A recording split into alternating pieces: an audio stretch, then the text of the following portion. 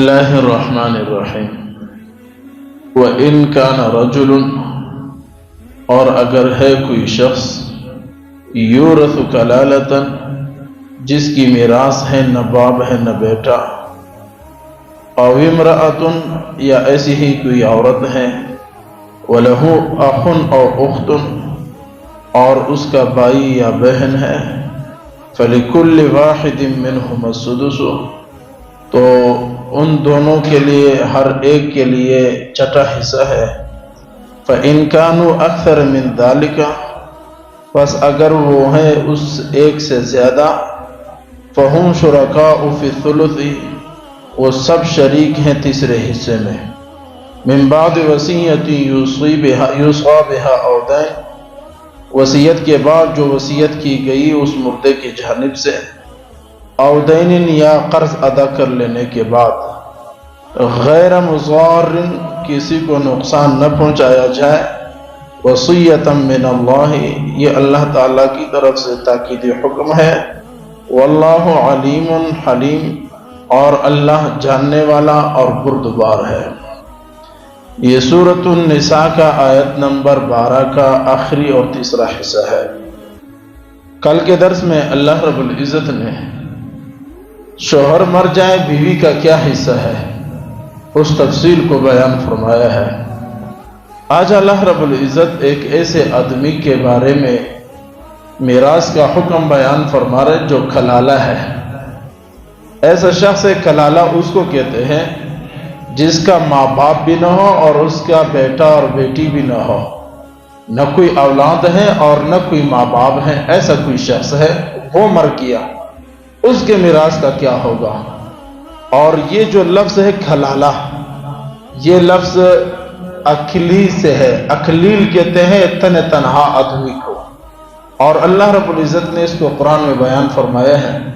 اس کے متعلق حضرت عمر رضی اللہ تعالیٰ عنہ نے بھی نبی علیہ السلام سے پوچھا تھا کہ یہ کھلالہ کیا چیز ہے، پھر نبی علیہ السلام نے اس کی تفصیل بیان فرمائی تھی، وہ آگے اس سورت کے آخر میں بھی انشاءاللہ یہ بحث آئے گا۔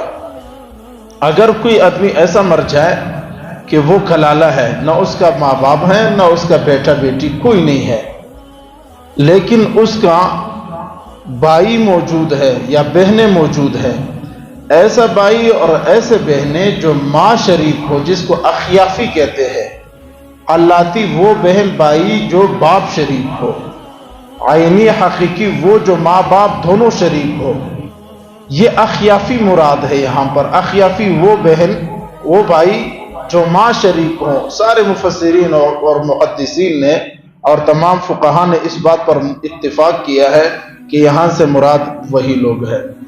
آدمی مر گیا، ماں باپ نہیں ہے، بیٹے اولاد کوئی نہیں ہے، بہن بھائی ایسے موجود ہے جو ماں شریک ہے، تو فرمایا فَلِكُلِّ وَاحِدٍ مِّنْهُمَا السُّدُسُ ان میں سے ہر ایک کے لیے چھٹا حصہ ہے۔ مال کو 6 حصوں پر تقسیم کر دیا جائے گا اور چھٹا حصہ ان کے اندر تقسیم کر دیا جائے گا، ان کو دیا جائے گا۔ فَإِن كَانُوا أَكْثَرَ مِنْ ذَلِكَ فَهُمْ شُرَكَاءُ فِي الثُّلُثِ اور اگر 2 سے زیادہ ہو، 3-4 ماں شریک بھائی بہنیں ہیں، ایسے صورت میں تیسرا حصہ ان میں تقسیم کر دیا جائے گا، باقی ورثہ کے اندر چلا جائے گا، اور یا باقی اس کے وصیت کے بعد۔ آخر میں اللہ رب العزت نے مزید فرمایا من بعد وصیۃ یوصی بہا او دین، وہی حکم جو چند دنوں سے آپ سن رہے ہیں، وصیت اور قرض ادا کر لینے کے بعد یہ میراث تقسیم ہوگا۔ یہاں پر اس صورتحال میں اگر آدمی مر جائے تو اس کا کیا حکم ہے، اس کی تفصیلات میں سے 2-4 باتیں یہاں پر سماعت فرما لیں۔ سب سے پہلی بات یہ ہے کہ ہمارے یہاں اور قرآن کا نظام اس میں بڑا فرق ہے۔ ہمارے یہاں ایسا آدمی اگر کوئی مر جاتا ہے جس کا کوئی نہ ہو تو اس کے میراث یا اس کے مال کو خیرات کر دیا جاتا ہے، اور عام طور پر یہ مشہور بھی بہت ہے، لوگ کہتے ہیں یہ اکیلا تھا اس کا مال خیرات کر دو۔ آج آپ حضرات نے سن لیا قرآن میں خود اللہ نے فرمایا خیرات نہیں ہوگا، اس کی جو ماں شریک بہن بھائی ہوں گے ان کے اندر چھٹا حصہ، اگر زیادہ ہے تو تیسرا حصہ ان کے اندر تقسیم کر دیا جائے گا۔ یہ پہلا مسئلہ یہاں پر۔ یہاں اللہ رب العزت نے ایک لفظ استعمال فرمایا غیر مضار، تکلیف اور نقصان پہنچانے کا ارادہ نہ ہو۔ یہ جو ہم چند دنوں سے درس میں کہتے ہوئے آ رہے ہیں، ہم نے کہا بھی تک یہ آیت آگے آئے گی، ماں باپ کسی بیٹے کو عاق نہیں کر سکتا، نافرمانی کی وجہ سے، گناہ کی وجہ سے اپنی میراث سے نہیں نکال سکتا۔ ہمارے ہاں کچھ جذباتی لوگ ہوتے ہیں، اور جی میری بات نہیں مانتا میرا بیٹا، نکل گیا میرے میراث سے، میں نے اس کو نکال دیا میراث سے۔ چند دنوں سے پہلے سے ہم نے کہا کہ میراث سے کوئی کسی کو نہیں نکال سکتا، یہ اللہ کا حصے مقرر کردہ ہے غیر مضار۔ اور کچھ لوگ ہمارے یہاں، ویسے تو مسجد بنانا ان کے لیے مشکل ہوتا ہے، مدرسہ بنانا ان کے لیے مشکل ہوتا ہے، تو بیٹوں کے خلاف بن جاتا ہے اور پھر کہتے ہیں کہ یہ زمین میری مسجد کے نام وقف ہے، یہ زمین میرے مدرسے کے نام وقف ہے۔ یہ صورت بھی جائز نہیں ہے۔ بیٹا جتنا بھی نافرمان ہو جائے، جب تک بیٹا مسلمان ہے آپ کا وارث ہے۔ جب بیٹا قاتل بنے گا آپ کا یا کافر بنے گا، پھر جا کر کے بیٹا میراث سے نکل سکتا ہے، اس کے علاوہ کوئی صورت نہیں کہ بیٹا آپ کی میراث سے نکل جائے۔ کچھ لوگ کہتے ہیں ہم نے کسی کو ہدیہ کر دیا، تحفہ کر دیا، بیٹوں کا حق نہیں ہے، چلو رشتہ داروں میں تحفہ کر دیا۔ شیخ سرفراز خان صفدر رحمۃ اللہ علیہ نے فرمایا یہ ہدیہ بھی ٹھیک نہیں، تحفہ بھی ٹھیک نہیں ہے، بیٹے پھر بھی میراث کے اندر شریک ہے۔ بیٹوں کو میراث سے نکالنا دو ہی صورتیں ہیں، یا قاتل ہوگا یا پھر کافر ہوگا، اس کے علاوہ کوئی میراث سے بیٹے کو نہیں نکال سکتا، یہ غیر مضار ان کے اندر ہے۔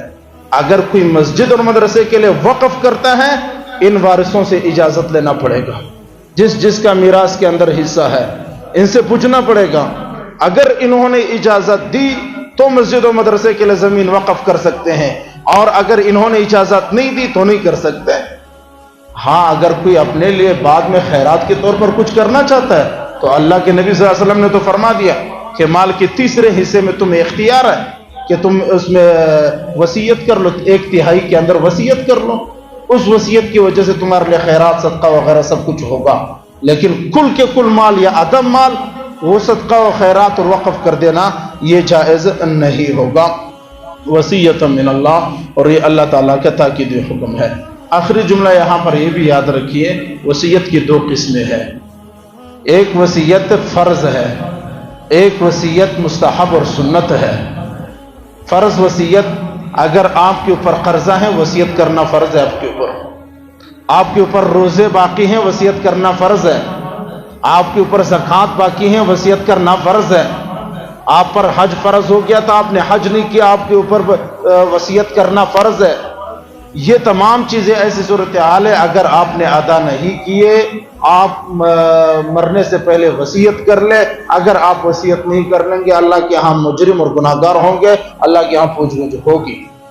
ایک وصیت مستحب ہے، اور وہ مستحب وصیت کیا ہے کہ اپنے مال کے تیسرے حصے میں اپنے رشتہ داروں کے لیے، اپنے خیر کے لیے کچھ مال وقف کر دینا، یہ مستحب وصیت ہے۔